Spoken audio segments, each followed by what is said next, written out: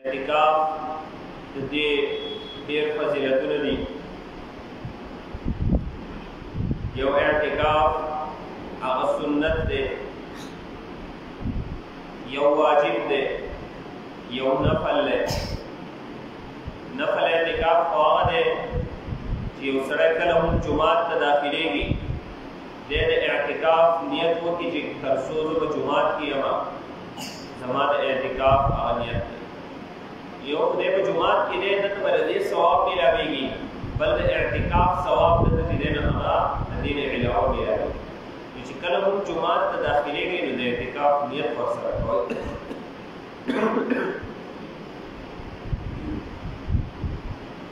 دویم اعتکاف واجب دی چې یو سړی د اعتکاف هغه نظر ومني چې زه به 10 ورځې 15 ورځې 20 ورځې مثال زه به اعتکاف کوم. دا اعتکاف د ده لپاره واجب شو، دی به د خپل نظر هغه پوره کوي. دریم اعتکاف سنت دی چې د نبي علیه السلام طریقه ده چې کوم په رمضان کې هغه ادا کېږي، د رمضان په آخري عشره کې هغه کېږي. دغه سنت اعتکاف دی. نبی علیه السلام ابو سعید خدری رضی الله تعالی عنہ فرمایي نبی علیه السلام د رمضان په اولنۍ عشره کې اعتکاف وکړو، بیا نبی علیہ السلام دا رمضان په منځنۍ عشره کې اعتکاف وکړو. هغه ترکی قبا، هغه ترکی کپڑا، هغه ترکی جبا یا قبا، هغه خیمه په هغې کې نبی علیہ السلام اعتکاف وکړو. په جومات کې ترکی کپڑا چې دی هغه نبی علیہ السلام تړلې وه چاپېره، لکه څنګه چې د اعتکاف والا هغه پرده تړي. بیا نبی علیہ السلام د اعتکاف د هغه ځای نه سر راښکاره کړو. نبی علیہ السلام کو فرمایل ما د رمضان په اولنۍ عشره کې اعتکاف وکړو، ما لیلة القدر تلاش کو، ما بیا نه موندو. ما د رمضان په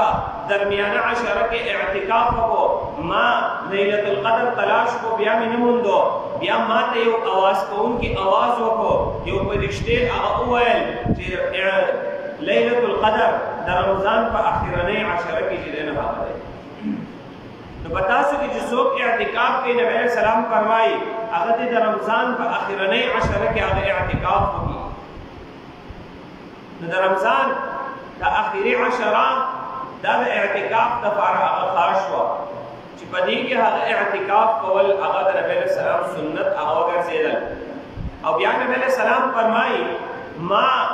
بیا ځان داسې موندو په داسې حالت کې، دغه حدیث کې وروسته فرمایي چې زه د لیلة القدر په دې شپه کې سحر ځان بیا موم چې زه سجده کوم په داسې حالت کې بین ماء و طین، د اوبو او د خټې په منځ کې زه سجده چې دی نو هغه لګوم. مطلب زه چې په کوم ځای کې سجده لګوم هلته چې دی نو هغه خټې.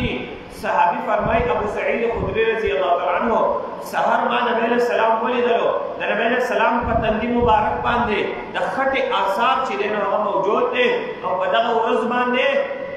دا جومات چې دی نو هغه د کجورو د پټونو نه جوړ و، باران شوی و، د هغې باران د وجې نه جومات څڅېدلی و. د نبي علیه السلام د سجدې ځای په هغې باندې څاڅکي لګېدلې و،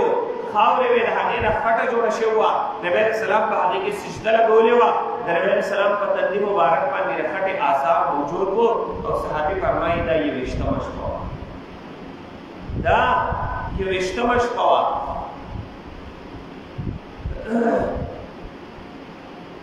نو نبی علیہ السلام کو فرمایل چې تاسو د رمضان په اخرنۍ عشره کې چې دی نو هغه اعتکاف کوئ. او بل حدیث کې نبی علیہ السلام فرمایي المعتکف هو یعتکف الذنوب، معتکف اعتکاف کوونکی د ده په اصل کې اعتکاف د ګناهونو نه دی، دی په اصل کې د ګناهونو نه ځان د بچ وساتو.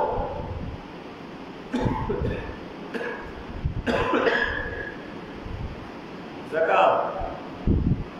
دی چې کله په جومات کې کېناست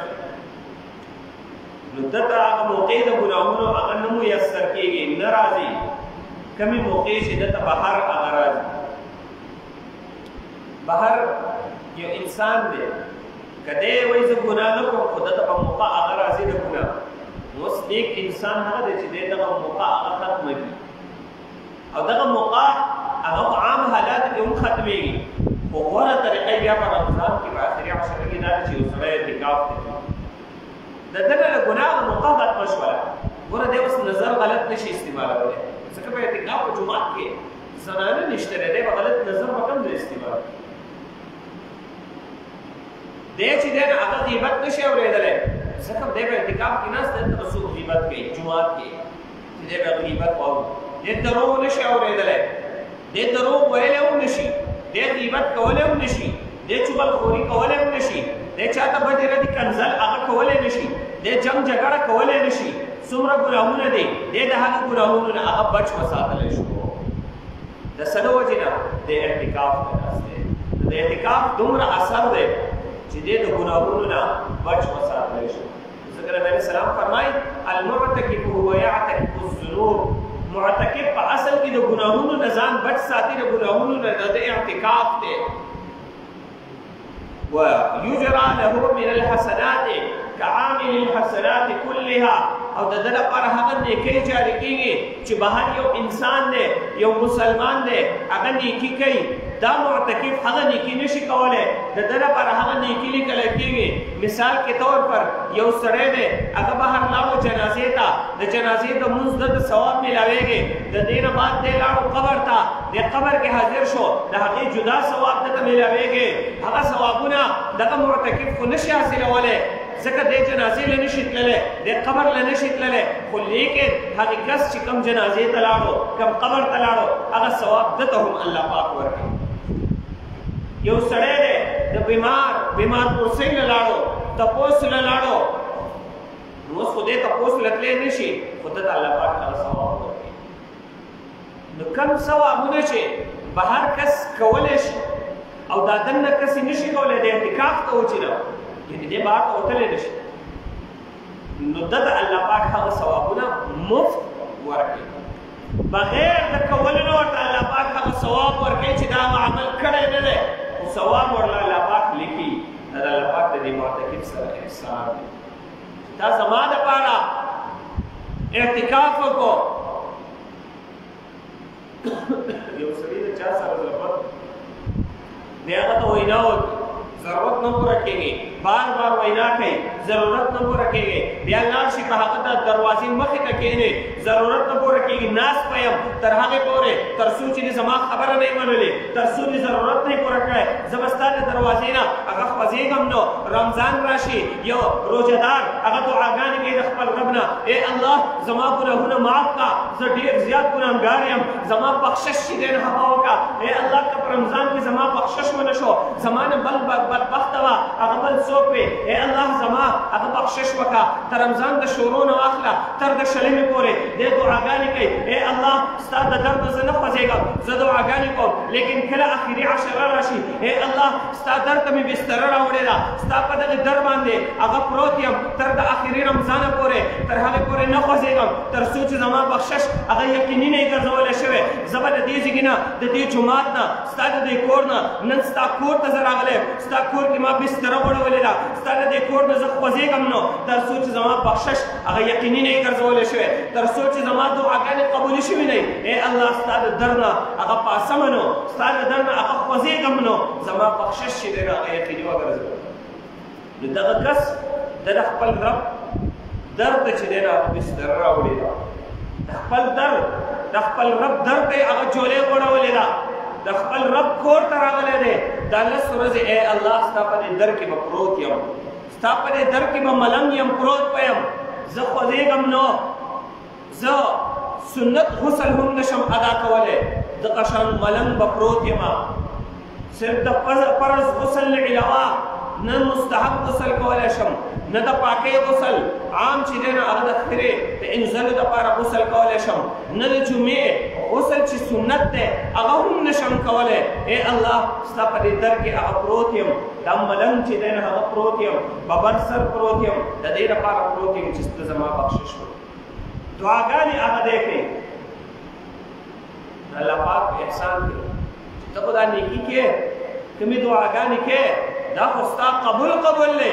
سر آنکھوں پر دا خو قبول لے تر دې چې کومې دعاګانې ته نه کې هغه ستا په ذهن کې هم نه راځي کم اعمال ته نشي کولی هغه هم ستا لپاره لیکلی کېږي دلته زما درد راغلی کم چې غواړې هغه به کېږي کم چې نه غواړې هغه به درته هم اعلانېږي د اعتکاف دا ډېر د فضیلت لس ورځې کې په چا باندې هېڅ تن در نه راپرېوځي چې کښېني په جومات کې په دغه جومات کې دا لس ورځې داسې تېرې کړي چې خپل رب طرف ته همه وخت چې دی نه هغه دی رجوع کوونکی د ده ته د اعتکاف هغه فضیلتونه ورکوي یو خو د لیلة القدر فضیلت دی هغه خو پکې لیک دی هلک وایي مالک خو پکې لیک دی مالک خو پکې دغه دی دا خو پکې لیکلی شوی لیلة القدر خو پکې دا ده د دې نه علاوه چې نور څومره فضیلتونه نو اعتکاف نو د سړو لپاره په جومات کې زنانو لپاره په کور کې چې کوم جومات موږ مقرر کړی زموږ بدقسمتي دا ده موږ لوی کور جوړ موږ پکې داسې ځای متعین نه کړو چې دغه یو کمره دا به د کور جومات وي په دې کې به زنانه لمونځونه کوي په دې کې سړي چې دی نو هغه یا بیماري څه عذري جومات ته لاړ نه شي د څه عذر د وجې نه هغه به پکې لمونځ کوي دا زموږ د کور جومات دی پکار دا ده چې په هر کور کې یو جومات هغه متعین وي نو زنانه بیا په هغې کې اعتکاف د کور په جومات هغې نه ښه دا نه دی چې زنانه کله یو ځای لمونځ کوي کله بل ځای لمونځ کوي نبي علیه السلام فرمایي د زنانه لمونځ د جومات د یو زنانه په جومات کې هغه لمونځ کوي د دې نه غوره دا ده چې دا په کور کې لمونځ وکړي د کور په غولي کې لمونځ کوي د دې نه غوره دا ده چې دا په کور په منډو کې لمونځ وکړي د هغې نه غوره دا ده چې د کور په یو کمره کې د کمرې په یو ګوټ کې هغه لمونځ وکړي د دې لپاره دا غوره ده ځکه څومره په پرده کې وي زنانه لمونځ کوي د دې لپاره په کور کې یو جومات داسې مقرر وي چې هغه د پردې جومات وي په هغې کې زنانه لمونځونه کوي یو ځای کې بل ځای کې لمونځونه نه کوي په داسې پردې په دې ځای کې چې دی نه هغه لمونځ کوي دا د دې لپاره غوره بیت اعتکاف راشي بیا هم په هغه ځای کې اعتکاف او بالفرض داسې ځای نه متعین زموږ بدقسمتي وي موږ په کور باندې 50 شپېته لکه 1 کروڑ روپۍ ولګوو د هر سړي لپاره کمره وي هلکه دا پکې د پلانکي کمره ده دا پکې د پلانکي کمره ده دا پکې چې دی نو هغه کچن دی دا پکې د پخلي کچن دی دا پکې د خوراک چې دی نو هم کچن دی دا پکې هغه ګودام دی دا پکې د سامانونو کمره ده دا پکې د پلانکي سیس کمره ده دا پکې د میلمه ده قسم کمرې متعین شي خو لیکن چېرته داسې ونه وي چې دا پلانکۍ کمره دا پکې جومات دی په دې کې به لمونځونه کېږي په دې کې به زنانه لمونځونه کوي په دې کې به زنانه اعتکاف کوي چېرته چا داسې نو چې داسې کمره وي هغې کې به زنانه که نه په کور کې یو کمره هغه متعین وي په هغې کې هغه اعتکاف هغې نه به بیا داسې نه راوځي سم چې دا معتکف د جومات نه راوځي څنګه چې دی بغیر د عذر د جومات نه بهر نشي وتلی دغه شانتې دا زنانه دا به بیا بغیر د عذر نه بهر ته نشي وتلی عذر راغی جدا